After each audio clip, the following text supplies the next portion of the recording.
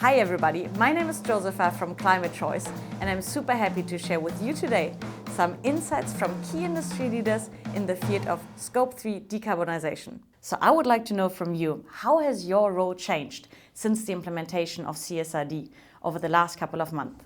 So yes, we are also CSRD compliant, or at least we need to report accordingly as of next year, and that has intensified for sure the spotlight the whole topic has been becoming, which I like to see, because before we always needed to fight a bit more to get into the spotlight, also with our customers and with the procurement departments of our customers, say we want to move something here. Now it's on everybody's radar, but it's also intensifying the challenges internally to get the data also from our suppliers, to get our own data in line, and to get the manpower to make the reporting happen. But I think in the long run that will all pay out, so that we have bigger transparency, and it will also enhance the collaboration needed, because now everybody is not just doing it for their own targets, so for their own responsibility, but because they have to. And I think that's the best way to go at this point with this drastic climate crisis. But then I'm asking myself, how can Scope 3 action actually evolve from being a burden to being a competitive advantage? Well, in the experience that companies share with us, by being active and knowing about their greenhouse gas emissions in the various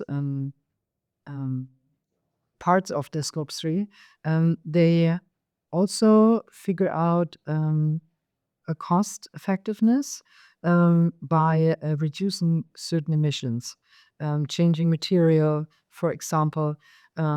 So I would not always see, or I don't always hear that it is a burden. It is most often also a way to critically look at where could costs be also reduced, while at the same time saving emissions. That's at least the feedback. Of course, the whole bureaucratic part of it is sometimes a burden, but it's part of the game. And I think, like every new game, you learn. It's just the first time when you have to do it that is quite challenging, but it will get better over time when sustainability managers, for example, are used to the process. And just to add to that, I think that I can completely sign off on that. And we see that a lot of our measures, especially with our own optimization measures in our own company, have produced significant cost reductions as well, which is a great support then to sustainability mission.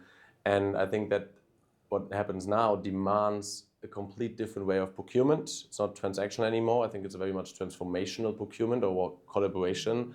And that has the potential, when you really sit down, not just procurement and sales departments from each party, but sustainability and operations together, to find, again, optimization potentials for cost savings, but also for other improvements. And we've seen that with the key customers that we work with. The minute that they sit down with us and we really collaborate on projects and on logistics setups, that there's a joint benefit for everybody. And I think that drive that is coming now is enhancing this kind of development and collaboration, which is very much a nice byproduct of all of us reducing emissions.